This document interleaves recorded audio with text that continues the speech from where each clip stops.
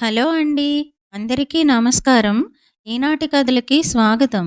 ఈరోజు మనం 'జిత్తుల మారి నక్క బావ' అనే కథను చెప్పుకుందాం.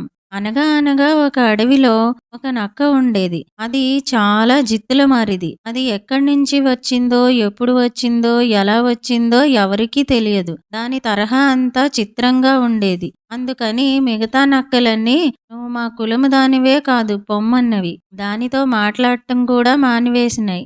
ఇక నక్క ఏమి చేస్తుంది? అక్కడ తన ఆటలు సాగకపోయేసరికి అడవికి దగ్గరగా ఉన్న ఒక ఊరు పోయి అక్కడ ఆ ఊరి మంగలి సోములు అనే వానితో స్నేహం చేసుకున్నది. పాపం ఆ సోములు చాలా మంచివాడు. అతనికి ఈ నక్క సంగతి ఎంతమాత్రమూ తెలియదు. పైగా నక్క చాలా పెద్ద మనిషిలాగా తియ్యగా మాట్లాడుతూ ఉండేది. అది నిజమని సోములు నమ్మేవాడు. వాళ్ళిద్దరికీ మంచి స్నేహం కలిసింది. ఒకనాడు నక్క సోములితో అన్నది కదా, సోములు మామ, మనం పళ్ళతోట వేసుకుంటే ఎలా ఉంటుంది? మనం తిన్నన్ని తినవచ్చు, మిగతావి అమ్ముకుని పొది నిండా డబ్బులు పోగు చేసుకోవచ్చు. ఏమంటావు? పాపం సోములికి ఈ మాటలు వినేసరికి నోరూరింది. మామిడి మొక్కలు, సపోటా మొక్కలు, అరటి మొక్కలు తెచ్చి తోట వేశాడు. అక్కడక్కడ గుమ్మడి పాదులు, దోసపాదులు పెట్టాడు. తను పెళ్ళాము కలిసి పాదులు చేసి నీళ్లు తెచ్చి చెట్లకు పోసేవాళ్ళు. నక్క పైన కర్రపెత్తనం చేస్తూ కావిలి కాస్తున్నాననేది. కొన్నాళ్లకు తోట కాపుకు వచ్చింది. నక్క రాత్రంతా మేలుకుని కడుపు ఉబ్బేదాకా పళ్ళు కాయలు మెక్కేది. ఒక్క పండు కాయ కనబడనిచ్చేది కాదు. ఒకనాడు సోములు నక్కబావా తోటలో కాయలేమైనా ఉన్నాయా అని అడిగాడు. ఇప్పుడెక్కడివి? వానాకాలం వస్తేగా దొరికేది అన్నది నక్క. పాపం సోములు ఈ మాట నమ్మాడు. వానాకాలం వచ్చినాక అడిగాడు. వానాకాలంలో ఎక్కడన్నా కాయలుంటాయా? చలికాలం రావాలి అన్నది. చలికాలం వచ్చాక అడిగితే, పిచ్చివాడా, చలికాలంలో కాయలు దొరుకుతాయా? పిందెలు ఉంటాయి. ఎండాకాలంలో అడుగు అని ఇట్లా ఏదో ఒక సాకు చెబుతూ సోములిని ఒక్క కాయ తిన్నిచ్చేది కాదు. ఇంతలో ఎండాకాలం వచ్చింది. కాయలు కాచినాయి. నక్క ఒకనాటి రాత్రి అడవికి పోయి మిగిలిన నక్కలతో చుట్టరికం కలుపుకోవాలని వాటినన్నింటినీ విందుకు పిలిచింది. అవి వచ్చి పొట్ట పట్టినన్ని తిని మిగతావి తుంచి, కొరికి, మట్టిలో పారవేసి, తొక్కి చక్కా పోయి పండుకున్నవి. పాపం మర్నాడు పొద్దున సోములు వచ్చి తోట చూసుకుంటే కళ్ళ వెంబడి నీళ్లు వచ్చినాయి. చెట్టుని ఒక్క కాయ లేదు, పండు లేదు. ఒక మూలన మాత్రం గుమ్మడిపాదుకు ఒకే ఒక్క గుమ్మడికాయ ఉంది. అది ఆకులు కమ్మి ఉండటం మూలాన కనపడటం లేదు. నక్క చేసిన మోసానికి దాన్ని దండించాలనుకున్నాడు సోములు. ఇంట్లోకి పోయి పొదిలో నుంచి కత్తులు తీసి బాగా సానపెట్టి గుమ్మడికాయకి చుట్టూ కట్టాడు. ఆ కత్తులు కనబడకుండా ఆకులు అడ్డం పెట్టి ఇంటికి పోయి హాయిగా నిద్రపోయాడు. మర్నాడు రాత్రి తీరిగ్గా నక్క వచ్చింది. దానికి బాగా ఆకలి వేస్తున్నది. తోటలో కాయలన్నీ తోటి నక్కలు అదివరకే పాడు చేసినాయి. తోట అంతా గాలించడం మొదలుపెట్టింది. ఆఖరికి ఆ గుమ్మడికాయ కనబడింది. అది అత్యాశతో ఒక్క మాటుగా గుమ్మడికాయ మీద దూకింది. ఇంకేం, దాని ఒళ్ళంతా తెగింది. నెత్తురు కారటం మొదలుపెట్టింది. ఒళ్ళంతా మంటలు. ఏడ్చుకుంటూ కాళ్ళీడ్చుకుంటూ పోయి ఒక రాతి మీద కూర్చున్నది. చాలాసేపటిదాకా నెత్తురు కారిపోతూనే ఉన్నది. ఇక ఎప్పుడూ ఇలాంటి తప్పుడు పని చేయకూడదని మనసులో అనుకున్నది. సోములిని ఎన్ని తిట్టిందో లెక్కలేదు. ఎన్ని తిట్టినా, ఎవరిని తిట్టినా దాని నొప్పి తగ్గుతుందా? నెత్తురు కారకుండా ఉంటుందా? నెత్తురు కారటం ఆగిన తర్వాత బయలుదేరదాం అనుకున్నది. కానీ ఆ నెత్తురు ఎండి గడ్డకట్టి అందులో ఇరుక్కుపోయింది. అందులోంచి కదలాలేదు, మెదలాలేదు. నక్కకి సోముల మీద చాలా కోపం వచ్చింది. నన్ను ఇందిట్లో నుంచి బయటికి రానియ్యి, వీడి పని పట్టకపోతే అని శపథం చేసింది. పాపం ముందు ఇది బయటపడితే గదా సోముల పని పట్టడానికి. మనం కూడా చూద్దాం నక్క వాడి పని ఎట్లా పట్టుతుందో. నక్కబావ నెత్తురుగడ్డలో ఇరుక్కుపోయిందని చెప్పుకున్నాం కదా. పాపం అలాగే 2 పగళ్ళు 2 రాత్రులు కదలా మెదలకుండా ఉండిపోయింది. గాయాలు నాక్కోటానికైనా మెడ కదిలించలేదు. ఎందుకంటే మెడ జూలు నిండా నెత్తురు గడ్డకట్టుకుపోయింది. సోములిని ఎన్ని తిట్టిందో లెక్కలేదు. దొంగముండా కొడుకని, చచ్చినోడని ఎన్నో తిట్లు తిట్టింది. ఎన్ని తిట్టినా దాని నొప్పి, కసి తీరలేదు. సోములిని ఎలా వంచించాలా అని ఎత్తుల మీద ఎత్తులు వేస్తూ ఉండిపోయింది. మూడో నాడు పెద్ద వానజల్లు పడింది. ఆ వానకు నెత్తురంతా తడిసి నక్క కదలటానికి వీలయింది. కానీ 3 రోజులు అలాగే కూర్చుని ఉండటం వల్ల నరాలు బిగుసుకుపోయి 4 కాళ్ల మీద నిలబడలేకపోయింది. కాసేపటికి ఎలాగో నిలదొక్కుని దగ్గరున్న చెట్లలోకి పోయి ఆకులు మేసింది. దానికి అదే మందు. మీకు తెలుసా? జంతువులకు జబ్బు చేస్తే అడవిలో ఆకులు మేస్తవి. సరే, నక్కబావ మందు తిన్నది గదా, బాగానే ఉంది. కానీ దానికి తిండి ఎట్లా? అదీగాక 3 రోజుల నుంచి కటిక ఉపవాసం అయ్యే. పోయి కోడిపిల్లల్ని, బాతుపిల్లల్ని వేటాడ్డానికైనా ఒంట్లో ఓపిక లేదయ్యే. ఎట్లాగా అని ఆలోచిస్తోంది ఆ చెట్టు కింద కూర్చుని. దానికి సోములు ఆవు జ్ఞాపకం వచ్చింది. దగ్గరలోనే ఉంది సోములు ఇల్లు.